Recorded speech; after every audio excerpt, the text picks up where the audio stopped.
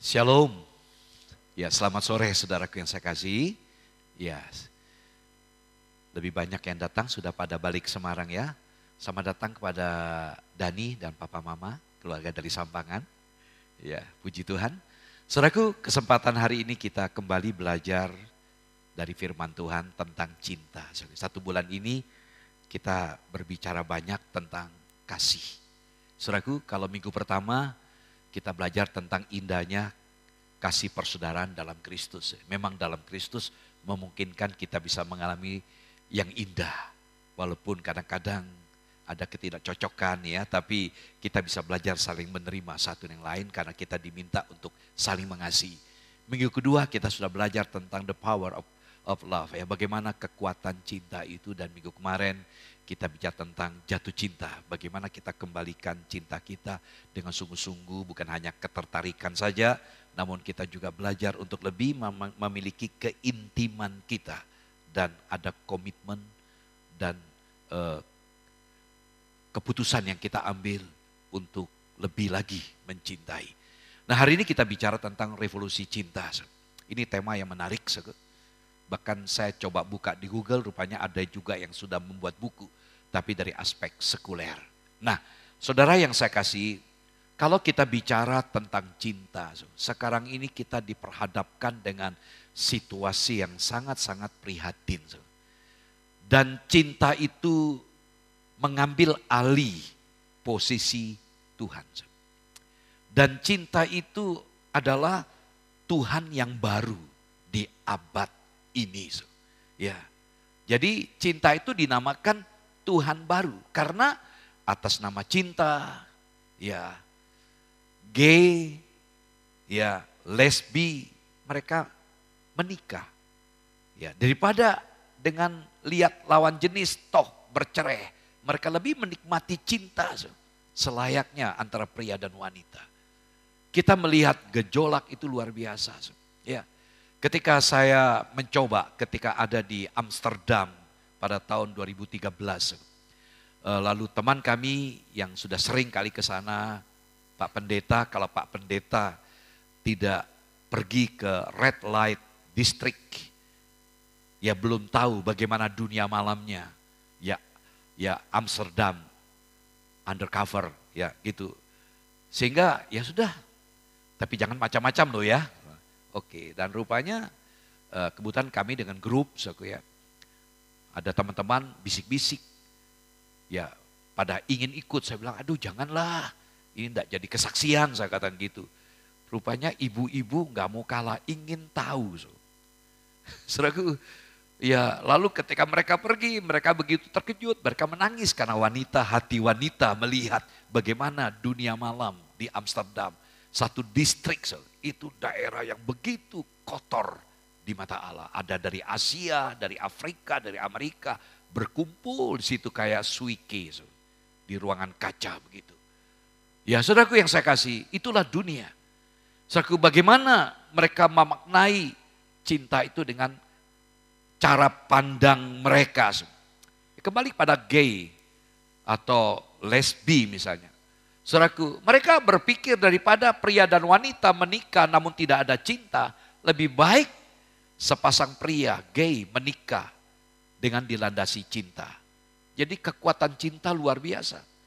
Padahal kita tahu bahwa perilaku homoseks, meskipun dengan alasan cinta, itu merupakan perbuatan dosa dan sangat-sangat jelas dilarang dalam Alkitab.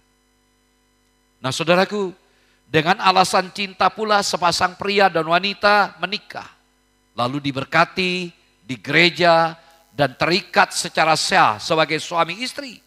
Kemudian tak jarang dengan alasan sudah tak saling cinta lagi. Pasangan itu merasa sudah tidak cocok lalu mengatakan goodbye. Dan berapa hari yang lalu saya mendengar kabar juga seorang wanita istri curhat dengan suaminya. Dia menyampaikan keluhan untuk membayar utang. Suaminya tidak menanggapi. Bagaimana dia bisa menanggapi? Karena istrinya terlilit dengan utang. Ya, sementara suami punya income sangat terbatas, suami sambil tiduran. Istri jengkel karena tidak diresponi oleh suaminya. Dia mengambil palu lalu membunuh suaminya. Ada begitu banyak fenomena yang kita lihat dalam dunia kita ini.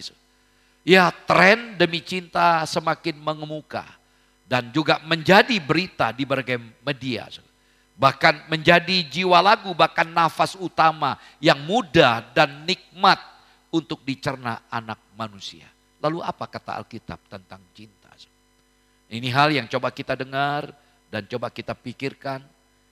Sehingga tema ini saya angkat dengan revolusi cinta. Bicara revolusi bukan bicara dengan hal-hal yang bersifat anarkis. Ya, bersifat keras, tidak. Kita rindukan ada sebuah sikap, yaitu perubahan dalam konsepsi kita tentang cinta. Sehingga kita punya sikap yang benar, terutama dalam hal cinta kita kepada Tuhan. Nah, saudara, dalam Matius 24 ayat 12, murid-murid dari Tuhan Yesus berkata, apakah yang menjadi tanda dari kedatanganmu? Karena Tuhan berkata, sebentar lagi aku akan meninggalkan engkau, tapi aku akan datang kembali. Apa menjadi tanda? Tuhan katakan akan muncul penyesat, banyak orang yang menyerupai Mesias, nabi-nabi palsu.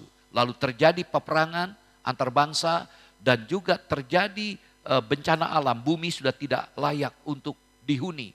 Kelaparan, gempa bumi. Lalu salah satu tanda juga dikatakan dalam ayat yang saya katakan ini, kasih kebanyakan orang akan menjadi dingin. Kasih manusia menjadi hambar. Karena apa? Karena kedurhakaan. Saya penggal ayatnya. Kedurhakaan, karena kejahatan. Kita melihat sekarang, kalau ada terjadi musibah, ya, terjadi musibah atau bencana atau kecelakaan. Bukannya orang tersebut menolong, justru mengambil kamera menjadi apa saja, menjadi materi di akunnya untuk diposting. Jadi diambil kamera bukan membantu, menolong, itu kita lihat. Jadi tidak ada cinta, rasa keprihatinan. Bahkan orang yang mengalami bom difoto lalu diviralkan, disebarkan. Di mana cinta itu?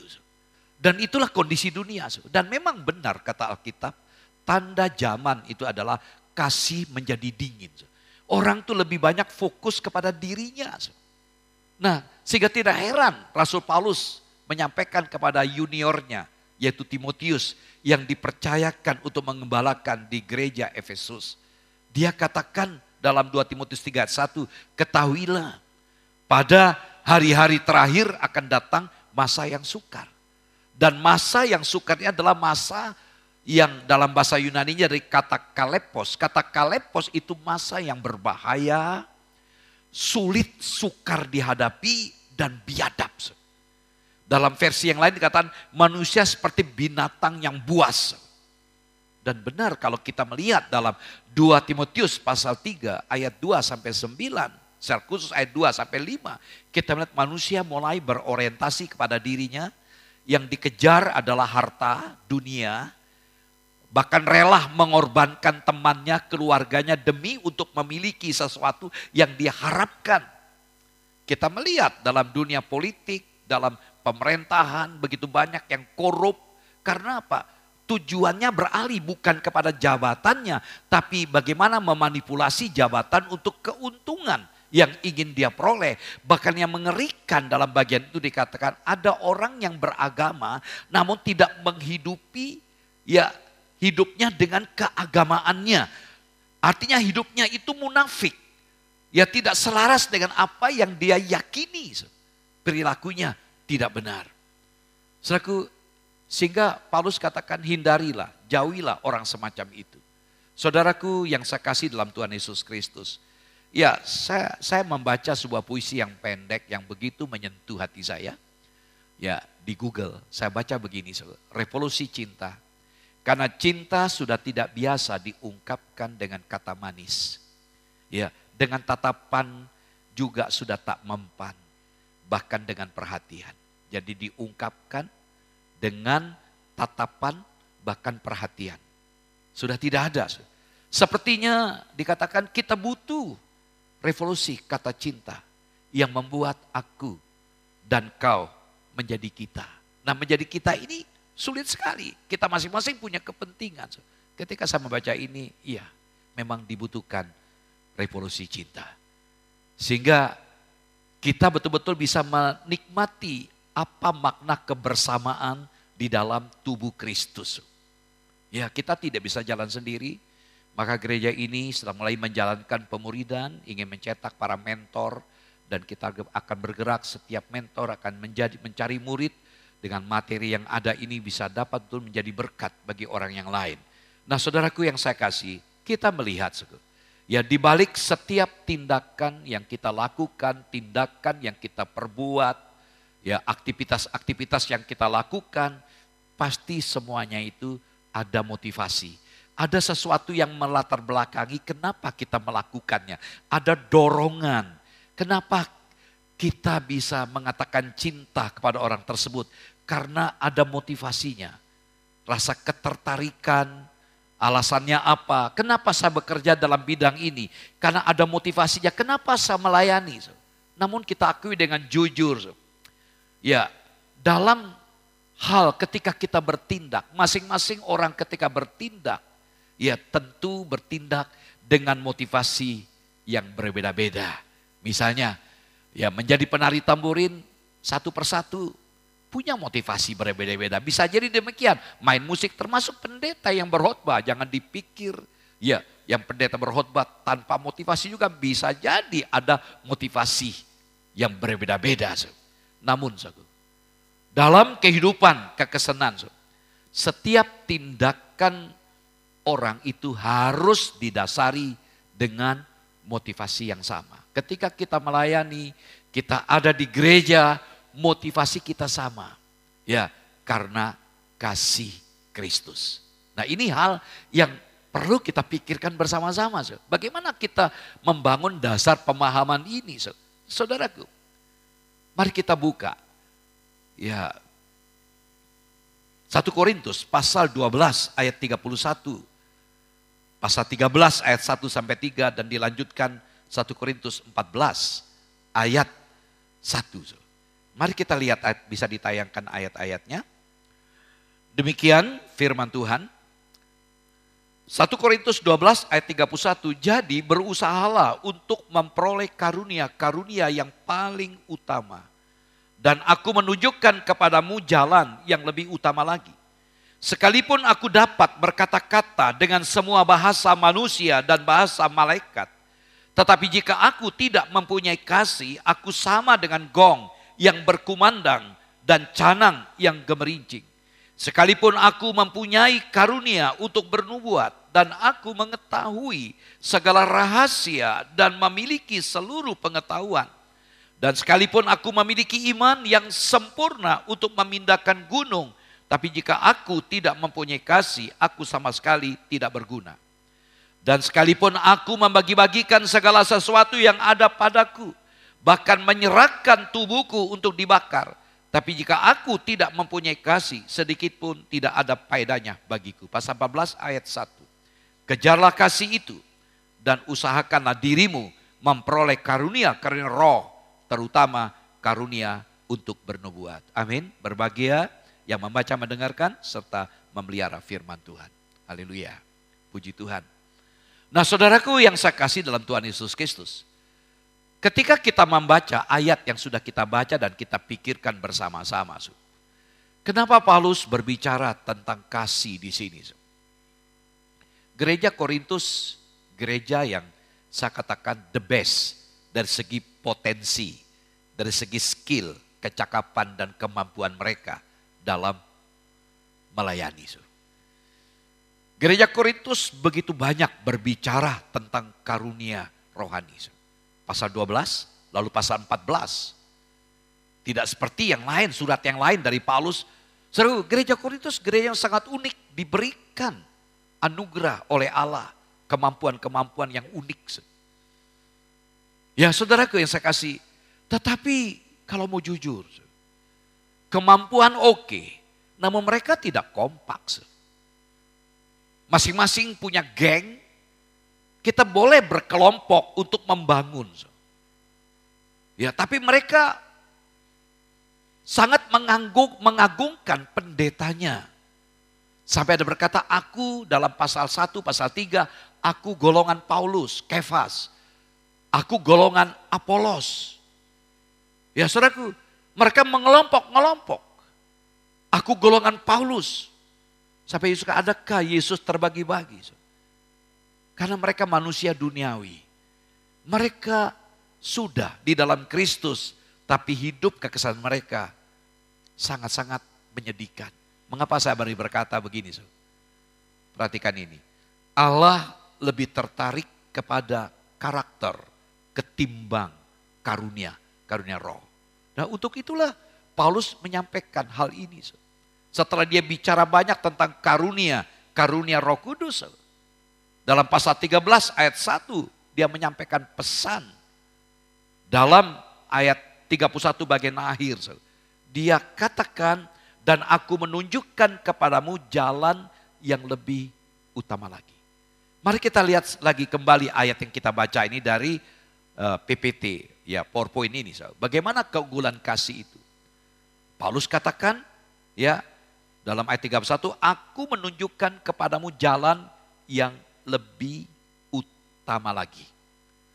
Lalu dalam pasal 13 ayat 1 sampai 3, ayat 1 Paulus memberikan ungkapan. Ayat 2, ayat 3 ungkapan yang sama. Ya, dia menyampaikan tentang karunia roh, bukan membandingkan. Ya, dikatakan apa artinya melakukan ini? Ya, memiliki ini, melakukannya tanpa adanya kasih. Sampai dia berkata membawa dirinya, kata ganti aku. Tetapi jika aku tidak mempunyai kasih. Lalu pasal 14 ayat 1 dikatakan kejarlah kasih itu. Nah apa kesimpulan? Jadi kita melihat bahwa karunia yang paling utama. Karunia roh yang paling utama yang harus dipraktekkan oleh setiap orang Kristen. Yaitu untuk membangun tubuh Kristus adalah kasih. Karunia rohani bukan untuk mencari kebanggaan, untuk dihormati. Tapi untuk membangun tubuh Kristus. Sebagaimana anggota tubuh. Dikatakan tubuh Kristus. Yesus adalah kepala gereja. Kita adalah tubuh. Ada yang berfungsi sebagai tangan, kaki, telinga, mata. Anggota tubuh masing-masing menjalankan fungsinya. Bayangkan kalau kita nggak punya tangan, nggak punya kaki. Bayangkan kalau kita nggak punya itu sulit bagi kita untuk bergerak. Ya kan? Masing-masing punya tugas. Itu maknanya. Jadi karunia rohani itu bukan untuk diri kita, tapi untuk kebersamaan kita dalam gereja. Saya bisa membayangkan ya kalau pemain musik tidak ada, Ariel sang drummer misalnya, ya Jersen, Philo dan teman-teman lain, penari tamburin, rasanya nggak semarak. Kita tidak ada musik menyanyi, susahnya minta ampun. Tapi dengan adanya mereka, kita merasa diangkat di bawah. Ditambah dengan pemuji singernya. Jadi itulah makna. Nah saudaraku yang saya kasih, jadi kita melihat tanpa adanya kasih sebagai motivasi, maka segala karunia yang kita miliki tidak berguna atau sia-sia. Saya jelaskan kembali dalam pasal 12 ayat 31. Dari penggunaan istilah jalan tadi dikatakan oleh Paulus, dan aku menunjukkan kepadamu jalan yang lebih utama lagi. Jadi Paulus bicara banyak tentang karunia rohani, lalu dikata aku menunjukkan kepadamu jalan yang lebih utama lagi. Nah bicara jalan ini bukan bicara tentang cara. Dalam bahasa Yunani menggunakan kata tropos, tidak di sini. Dalam ayat ini menggunakan kata hodos, yaitu sebuah jalan. Sebuah jalan. Sehingga dalam pasal 18 ayat 1, kejarlah kasih. Jadi ini suatu jalan kehidupan yang lebih unggul. Lebih unggul dibandingkan dengan kehidupan yang dilalui dengan mencari atau memperagakan karunia rohani. Cari. Jadi artinya apa? Enggak ada artinya ketika kita mencari, mengembangkan atau melakukan karunia, mempraktekkan karunia rohani dalam tindakan-tindakan kita tanpa disertai kasih. Karena itu kejarlah kasih itu. Jadi kita melihat di sini ada keterkaitan ya yang sangat erat antara karunia rohani dan kasih. Di sini maksudnya apa? Bukan untuk membanding-bandingkan antara karunia rohani dan kasih. Seolah-olah yang pertama kurang dipentingkan. Oh tidak. Bayangkan kalau di gereja tidak ada yang mau mempraktekkan atau melakukan pelayanan sesuai dengan talentanya atau karunia rohani. Wah, susah. Misal contoh, tidak ada yang melayani. Misal contoh ya, tidak ada yang pimpin pujian. Saya main musik, saya gitar, jereng-jereng. Lalu apa? Ada jemaat datang, saya sebagai asar, sampai jangan, salam selamat datang, shalom, ayo saya ngantar juga, nyanyi lagi. Saya khotbah, saya kolekte. Kita nggak bisa sendiri. Saya merasakan itu. Jujur aja. Saya tidak mungkin sendiri, karena itu perlu ada teman-teman semua. Jadi gereja bukan jadi penonton. Kalau kita mengeksposisi misalnya. Dalam surat Efesus pasal 4 ayat 11 sampai ayat 15. Adanya hamba Tuhan yang karunia jawatan. Ada rasul, ada nabi, ada pengajar, ada gembala. Ya saudaraku, guru Injil. Itu semua untuk melengkapi. Hadirnya hamba Tuhan untuk melengkapi. Karena itu jemaat bersedia untuk dilengkapi. Artinya diberdayakan dari kata Yunani, katartizo. Kita perlu diberdayakan supaya kita mampu melakukan itu bersama-sama kita melayani. Sehingga kita menjadi dewasa, bertumbuh dalam pelayanan juga. Maka gereja yang maju, saya amati gereja di Amerika, Saddleback. Saya ikut seminarnya dan saya banyak belajar bagaimana mereka bisa bertumbuh mulai dari hal yang kecil. Yaitu dari hospitality misalnya. Penerima tamunya bukan 1-2 orang, dari parkiran saudaranya, halo, shalom. Nah kita ini kan terus terang saya merindukan teman-teman youth misalnya yang masih mahasiswa ini. Ambil bagian di tempat parkiran, shalom, ayo tak bantu parkirnya, dibantu. Bukan satpam yang kadang-kadang sangar ya, nggak ada kasihnya, lihat dengan berengosnya begitu. Iya, kemudian misalnya ada bisa dibantu, misalnya maaf ya, jemaat lagi keluar, bisa dibantu apa perlu cari restroom, saya antar yuk. Jujur aja saya amati dari mimbar karena ada pergi diam aja. Ya saya harapkan ada teman-teman yang punya pelayanan yang bersifat hospitality. Belum ada yang lain lagi. Wah kalau itu ada, dahsyat. Orang berkata datanglah ke Alpha Omega. Wah di ngeserep itu luar biasa. Mau cari jodoh juga banyak anak muda di sana. Ya nanti curhat aja ke Bapak Pendeta nanti akan memberikan yang mana yang layak untuk kamu. Wah pada semangat semua datang. Ya, tapi jangan motivasi cari jodoh ya. Tapi apa salahnya beribadah sini lalu ketemu jodohnya. Amin. Enggak salah, saya restui. Ya. Nah saudaraku, jadi tadi saya katakan tidak membandingkan karunia roh dengan kasih. Dua hal ini, karunia roh dan kasih bukan dua pilihan yang harus dipilih salah satunya. Sebaliknya, Paulus ingin menunjukkan bahwa penggunaan karunia yang benar itu harus bersumber dari kasih. Jadi inti khotbah hari ini sederhana aja. Jadi kita mensyukuri apa yang Tuhan berikan, segala kemampuan. Mari kita lakukan segala kemampuan kita untuk kebersamaan kita dengan kasih. Jadi apa artinya saya berkhotbah dengan tendensi, ya motivasi yang salah, main musik dengan motivasi yang salah. Jangan sampai. Apapun yang kita lakukan dengan segala potensi yang kita punya, lakukanlah dengan kasih. Nanti kita lihat pesannya di sini. Nah, jadi fokus dalam 1 Korintus 13 menjadi ayat sentral yang kita pelajari hanya 3 ayat. Saudaraku, ayat 1 sampai 3 itu adalah ya bukan pada jenis karunianya, tetapi dasar penggunaannya. Jadi kita belajar di sini, sebuah karunia rohani mungkin berpotensi memberikan manfaat, faedah lebih banyak dan lebih langsung kepada jemaat daripada jenis karunia yang lain. Tapi jika karunia yang lebih bermanfaat itu dipraktekkan, digunakan tanpa kasih, hal itu menjadi kurang bernilai. Mungkin bagi yang menerimanya, wah pemain musik hebat, pendetanya hebat, bernilai, tapi bagi yang melakukannya nggak ada apa-apanya. Itu yang Paulus ingin sampaikan kepada kita. Karena itu pentingnya revolusi cinta di sini. Nah, saudaraku, 3 hal yang kita lihat. Pertama, ayat 1. Tolong ditayangkan kembali ayat 1 secara bertahap. Saya baca ayat 1. 1 Korintus 13 ayat 1, sekalipun aku dapat berkata-kata dengan semua bahasa manusia dan bahasa malaikat, tetapi jika aku tidak mempunyai kasih, aku sama dengan gong yang berkumandang dan canang yang gemerincing. Di sini kita melihat, dari poin ini kita belajar bersama-sama bahwa karunia rohani itu sesuatu yang penting.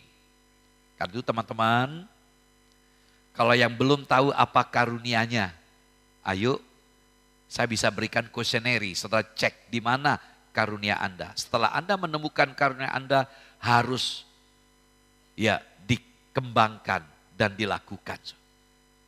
Ya. Dulu saya begitu juga, saya dulu enggak tahu juga, saya enggak punya percaya diri saya. Bahwa apa sih potensi yang saya punya. Setelah saya dibimbing, saya menemukan itu. Dan itu digali terus, baru saya menemukan. Dan ada peneguhan, konfirmasi dari teman-teman, kamu cocok di sini loh. Kembangkan terus. Kenapa? Kita perlu menjadi orang-orang yang bisa terlibat ya di dalam pelayanan. Nah, saudaraku yang saya kasih dalam Tuhan Yesus Kristus, dan saya berkata karunia rohani itu adalah baik. Karena itu diberikan oleh Allah untuk kepentingan bersama dalam tubuh Kristus. Ya, kalau kita melihat misalnya dalam 1 Korintus 12 ayat 47 sampai 7 dan ayat 11, Allah memberikan itu. Ya, saudaraku yang saya kasih. Jadi di sini Paulus mengadakan pendekatan. Sorry, saya tidak mengadakan eksegesi di sini. Kalau di eksegesi butuh waktu yang cukup panjang. Sengaja saya menyederhanakan apa itu bahasa manusia, apa itu bahasa malaikat. Tapi inti yang kita lihat di sini adalah fasih berbicara tanpa kasih sama dengan bunyi yang tanpa arti. Artinya omong kosong. Jadi walaupun kita mampu berbicara dengan segala macam bahasa, termasuk ya gereja Korintus yang sangat-sangat menggilai bahasa roh. Dan menjadikan hal itu sebagai salah satu sumber kesombongan mereka. Dan juga perselisihan. Jadi Paulus mengadakan pendekatan sesuatu yang begitu aktual. Bahasa roh yang mereka banggakan, istilah bahasa malaikat di sini. Mereka begitu banggakan. Paulus katakan, kalau kamu punya itu, kamu praktekkan, lakukan itu tanpa kasih, maka nggak ada artinya. Saya masih ingat di sekolah Alkitab, saya punya teman, dia lagi doa ngantuk sampai maaf jidatnya itu berdarah. Haleluya, karena memang aliran Pentakosta, haleluya. Jedul, kena bangku berdarah. Teman bilang, kamu tidur tadi? Oh enggak, aku menikmati hadirat Tuhan. Satu hari dia haleluya, haleluya. Terus apa? Temannya mengambil bunga rumput. Waktu haleluya, dia tidur. Diginikan hidungnya. Kayak jangkrik gitu. Dia marah. Nah, berarti kamu tuh bukan penuh roh loh, penuh daging kamu. Maksudnya ini memang menjadi anekdot. Saya pikirin itu juga gak bener ya. Masa ganggu teman lagi menyembah. Ya, tapi memang dia tidur. Nah, saudaraku, jadi kita pahami di sini. Jadi Paulus menggunakan kata aku, kata ganti aku.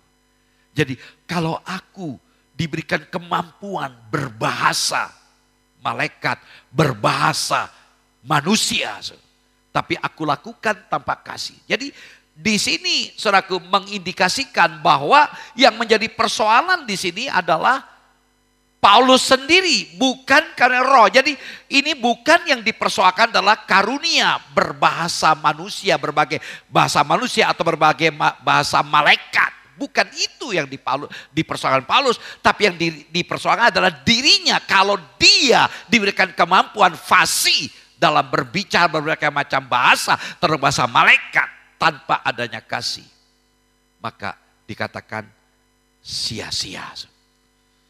Itu dikatakan bagaikan gong, ya, dan canang yang gemerincing. Kita tahu dalam suasana di waktu Korintus itu penyembahan kepada dewa-dewi. Mereka pakai genderang situ. Jadi semacam ada nilai sakralnya, ada sesuatu semangat antusiasnya. Tapi dikatakan walaupun berbunyi seperti itu nggak ada artinya, omong kosong, tong kosong, nyaring bunyinya. Begitu.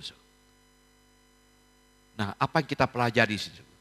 Mari kita belajar bersama-sama bahwa yang kita lakukan, walaupun kita hebat, diberikan kemampuan, tapi kita lakukan tanpa kasih, itu omong kosong. Yang kedua, berpengetahuan dan punya iman besar tanpa kasih tidak berguna. Tolong tayangkan ayatnya. Dikatakan, sekalipun aku, perhatikan, jadi Paulus ya, mempunyai karunia untuk bernubuat. Dan aku mengetahui segala rahasia dan memiliki seluruh pengetahuan, dan sekalipun aku memiliki iman yang sempurna untuk memindahkan gunung, tapi jika aku tidak mempunyai kasih, aku sama sekali tidak berguna. Yang tadi katakan, walaupun aku fasih berbicara, tanpa kasih, omong kosong. Yang kedua, walaupun aku mampu bernubuat, bahkan aku mampu mengungkapkan sesuatu yang menjadi rahasia bagi orang lain, aku bisa bukakan rahasia itu. Bahkan aku punya iman yang sempurna, bisa memindahkan gunung. Mungkin itu kutipan dari perkataan Tuhan Yesus dalam Matius 17 ayat 20. Iman sebesar biji sesawi. Paulus katakan, walaupun aku punya semuanya itu, tapi tanpa kasih maka tidak berguna. Pertama tadi, omong kosong, tak ada bunyinya. Yang kedua, tidak berguna. Menarik di sini, Paulus katakan, aku sama sekali tidak berguna. Dalam teks bahasa Inggris dikatakan, I'm nothings. I'm nothings. Aku bukan siapa-siapa. Ya. Dalam bahasa Yunani juga sama. Jadi dikatakan, aku adalah bukan siapa-siapa. Jadi Paulus fokus kepada dirinya, bukan kepada karunianya. Jadi naik ya, dari fasih berbicara, lebih tinggi tingkatannya bernubuat, bahkan sanggup mengungkapkan sesuatu yang rahasia, bahkan punya iman yang bisa memindahkan gunung. Itu lebih tinggi lagi. Tapi dikatakan, aku tidak berguna, aku bukan siapa-siapa. Jadi kita melihat di sini, meskipun kita mengetahui dan memiliki segala sesuatu, itu implikasinya. Tapi tanpa kasih kita adalah bukan siapa-siapa. Ya, saudara, kepemilikan karunia rohani seringkali ditanggapi, diresponi oleh pemujaan dari banyak orang. Tapi di mata Allah, orang yang menggunakan karunia itu tanpa kasih tetap bukan siapa-siapa. Kalau kita setia dengan hal yang kecil kita lakukan itu, nanti orang akan mengakui kita. Tidak usahlah. Dalam kelas pemuridan kemarin saya katakan, Tuhan sudah memberikan sesuatu yang menarik. Kita diterima oleh Tuhan. Kita dihargai oleh Tuhan. Sehingga kita tidak perlu merasa insecure. Kita selalu merasa aman. Tidak perlu takut, cemas. Apapun yang orang lakukan selama kita benar, kita merasa aman. Nah, percaya diri ini yang perlu kita bangun. Yang terakhir, yang ketiga. Kebaikan dan pengorbanan tanpa kasih tidak ada gunanya. Tak berfaedah, tak bermanfaat bagi diri kita. Jadi apa yang saya lakukan, kebaikan yang saya lakukan, pengorbanan yang saya lakukan mungkin bagi orang lain berguna. Bagi saya malah gak berguna. Itu maksudnya. Tolong ayatnya ditayangkan. Ayat 3. Dan sekalipun aku membagi-bagikan segala sesuatu yang ada padaku, bahkan menyerahkan tubuhku untuk dibakar, tapi jika aku tidak mempunyai kasih sedikit pun, tidak ada faedahnya bagi aku, kata Paulus. Jadi walaupun aku baik, orang bisa merasakan kebaikanku. Orang melihat teladanku, bagaimana pengorbananku. Aku sampai habis-habisan. Tapi semua yang kita lakukan tanpa adanya kasih, tidak ada faedahnya bagi kita yang lakukan itu. Saudaraku, demonstrasi kasih yang besar tapi justru membuka peluang bahwa dua tindakan itu dilakukan tanpa kasih. Ukuran pemberian dan pengorbanan bukan terletak pada jumlah yang diberikan dan dikorbankan maupun perasaan si pemberi. Ingat, Allah melihat kedalaman hati kita. Jadi ketika kita lakukan, Tuhan tahu isi hati kita. Jadi apa yang kita lakukan, jangan sampai ada tendensi untuk manipulasi. Apa yang Tuhan percayakan dengan segala kemampuan kita. Dan itu tidak berguna bagi kita di hadapan Allah.